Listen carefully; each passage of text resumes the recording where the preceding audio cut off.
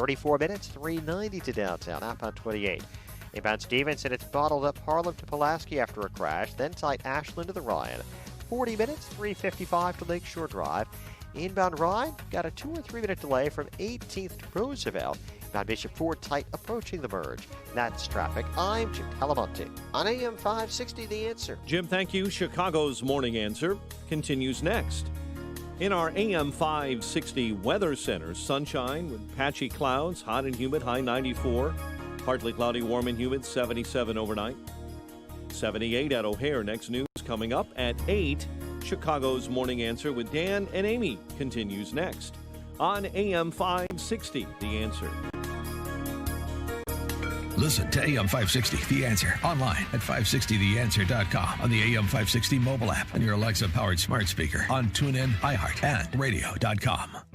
If you're looking for the latest news, insight into what it means, and the sharpest opinion, there's only one station in Chicago where you can turn, and it's this one. We're AM 560, The Answer. Good morning, Dan and Amy. I'll tell you what, this anti-PPP propaganda is much less compelling than a review of corporations underwriting Black Lives Matter. We'll get to that in a second. The Wall Street Journal editorial board has it right. They begin with, what do citizens against government waste, Nancy Pelosi's husband, and Jared Kushner's family have in common? All are getting unfairly maligned for having dared take the government's offer of financial help to survive the government-imposed pandemic shutdowns. Yeah, all of these histrionics, including from some conservatives, are totally misguided in my view. And locally, Jim Oberweis has been getting cheap-shotted by the by the lobotomized Chicago press corps. When they talked about PPP loans and who got what, they started with all Republican-owned companies, and then barely mentioned Mike Madigan, who applied and then yanked his application for PPP because he thought it should go to other people. But they said a hair salon inside the Trump Tower. Oh, my gosh. Well, that hair salon inside that Trump Tower has been hurting for a long time. I have a friend who works there who gets harassed, and she's a liberal. She gets harassed walking in because there's always protesters outside of the Trump Tower. This is real simple. This is real simple. This was a taking by the government, shutting down people's businesses, preventing people from pursuing their livelihoods, preventing people from making money to subsist. Real simple. It is unconstitutional if there's not compensation. And what the PPP program provided was compensation. And for people saying, yeah, well, there's this case or that case, or there's, this company took it and they didn't need it because they were an essential business. They were still operating. Uncertain times, still uncertain times. You don't know what's coming around the corner, neither do those businesses, number one. Number two, it's $500 billion that was pushed out the door in the course of 8 weeks. Are there going to be mistakes, perhaps fraudsters trying to manipulate the program? Sure. It's a $500 billion federal government program. Show me one that is pristine. Thank you for joining us over on the minarchist side of the ledger and talking about how major government gambits are generally unwise for all of these inherent reasons. Don't recite James Buchanan and public choice theory to me, leftists or big government Republicans or even some conservatives. I mean, come on. Yeah, but the focus yesterday from Lisa Parker, NBC5, was, they were still selling milk at Oberweis. Why would he pay for a loan? Well, his stores were closed. Where, he sells this thing called ice cream. Look, the bottom line is this. Employees and overhead. That's what the program was for. Right.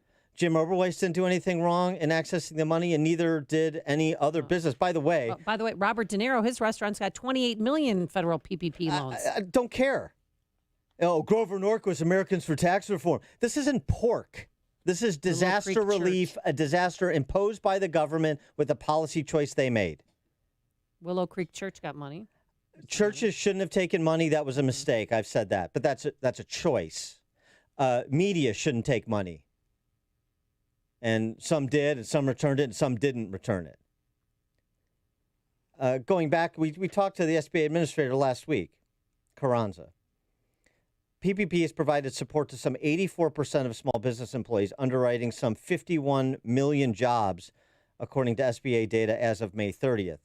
Some 5 million small business owners, operators. Are there going to be examples of waste, fraud, and abuse? I'm sure there are. I don't know any offhand, but I'm sure there are. It would not shock me. So I'm not suggesting something that has never existed in a government program, 100% efficiency. But in terms of what the government responsibility was per the consequences it imposed, it's straightforward. And this cheap pot-shotting, as the Wall Street Journal calls it, is nothing more than that. It really isn't. Oh, by the way, and it also, draws people's attention away from talking about things like this. How's Black Lives Matter, that Marxist organization that, along with the Socialist Spice Girls in the House, want to dismantle our economy, per Ilhan Omar? Anybody interested in who's financing Black Lives Matter rather than who's getting disaster relief from a government that shut down their business? Which is more important? Thanks to the Heritage Foundation, DoorDash, Deckers, Amazon, Gatorade, Microsoft, 23andMe, Airbnb, Unilever, Bungie, Nabisco, Dropbox, Fitbit, Devolver Digital, Square Enix. I don't even know what that is. Okay, game developer. Oh. That game company, Tinder. Not Tinder. What about Grindr? How about big companies funding subversive elements in America? Anybody want to pay attention to that? Including Republicans and conservatives complaining about the PPP program, trying to play that grab-ass game that the left wants you to play. So dumb. So dumb. Rally to the defense of Jim Oberweis and other business owners. Don't play their game. For more on this, pleased to be joined by Steve Moore, noted economist, Wall Street Journal columnist, author of Trumponomics. Steve, thanks for joining us. Appreciate it. Hey, Steve, are you there? Steve. I am. Can you hear me? Oh, yeah. Yeah, now we can hear you. All right. Good morning. Good morning. So you heard my Cross of Gold speech on behalf of the PPP program, and your editorial board opined similarly. Yeah. Well, I'm not so sure I agree with you this morning, Dan. I'm not you're so wrong. big fan of these conservative groups taking government money, especially the nonprofit groups. We had a big debate at Committee to Unleash Prosperity, a number of the other organizations that I've been involved in, and we almost all decided not to take the money. Well, that's fine. That's a That's fine. personal I get that. That's fine. But that's a different thing than saying that that this business or that business or this nonprofit or that nonprofit is somehow a bad actor. Well, look, here I think you're missing the big point, though. I think, with all due respect, when the government sends out $2 trillion, you're going to have massive fraud. You're going to, no Yes. government program, the $2 trillion program ever works. Can you ever show me a program No, like this would work? No, And I so, said that. The fundamental mistake that look, at the very beginning of this, Art Laffer and Steve Forbes and I said that the federal government should give loans, Loans, loans to businesses that we repaid the taxpayers when this was over, so that businesses would not fail, so that they could get through this crisis, and then over 5 or 6 years, that money back to you and me, the taxpayer. Why should they have to take out a loan and have that encumbrance when they didn't shut down their business? The Right. government did. Because why should I have to pay money for these other Why should I have to pay? I disagree with you that this was a government taking, because everybody suffered from this. Every business across America. Well, Taking is the government hurts one individual company or one individual industry, but everybody was affected. So in your theory, everybody should just be entitled to everybody else's money. Well, I don't get that theory. Well, first of all, that's not true. It's just in terms of reality on the ground. You had essential businesses that stayed open. So no, not everybody was treated the same. That's But also, let's not forget, Dan, that it wasn't the federal government that shut down the federal government. It was the states. So this should not be a. It should be a state. Why should people that didn't shut down have to pay for businesses in New York? I just don't even get the logic of that. And I'm not impugning companies that took money. I know a lot of friends and so on that took this money, and they say it's for businesses, and that's right. But they should have to pay that money back to the government. I mean, my God, we're running a $5 trillion deficit. Because of all these government programs, we should end the program. We should get the economy running. So Hey, Steve, you're breaking up on us. Nails on I a don't know chalkboard. where your cell phone, where you are, but you're breaking up a little bit. Can you hear me better now? Yes, Yeah. please don't move around. Okay. Okay, so let's move from PPP because we have more spending to address, the prospective spending, not money already spent, and that's Trump saying that another check for Americans is on the way. White House wanting $1 trillion in more stimulus/disaster relief spending. I can't imagine that sets well with you and Kudlow and Laffer and the boys. No, what we ought to do is simply give every company. See, I like policies that affect and help every company. That's why I like the payroll tax cut. It goes to everybody. You're not picking winners and losers. Every single small business in America would get. All we're doing is letting them keep their own money. I'm in favor of that. I'm just not in favor of businesses getting other people's money. And we have a study that shows 3 million jobs would be created by that.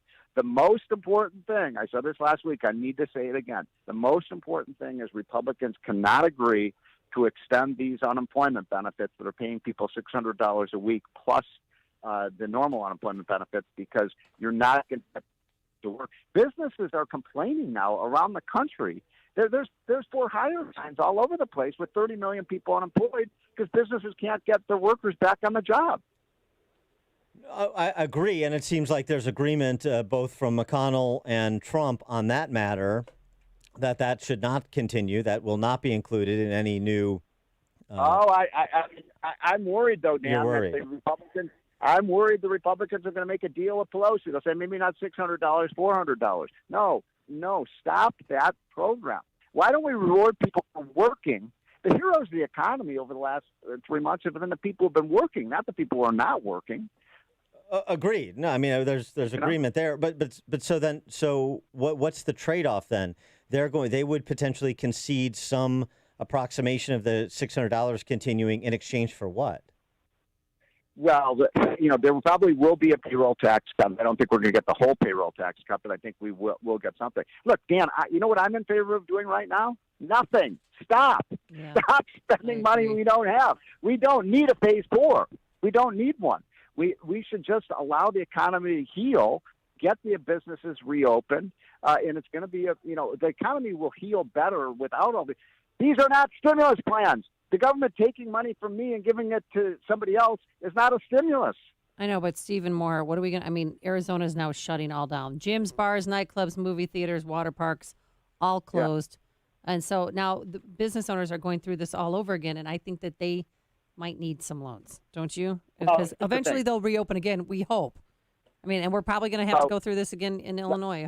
Hope to God not, but it's a chance. It's a possibility. I'm glad you brought that up, Amy. So I'm going to send you guys a graph. Put it on your website. It shows we grouped the states into 5 groups. The states that have the strictest lockdowns, all the way down to the group that have no lockdowns at all. And what you find, you're going to be shocked by this, is the death rate that have the strictest lockdowns is higher than states. There is zero evidence. Steve, we're losing you again. And it's very well.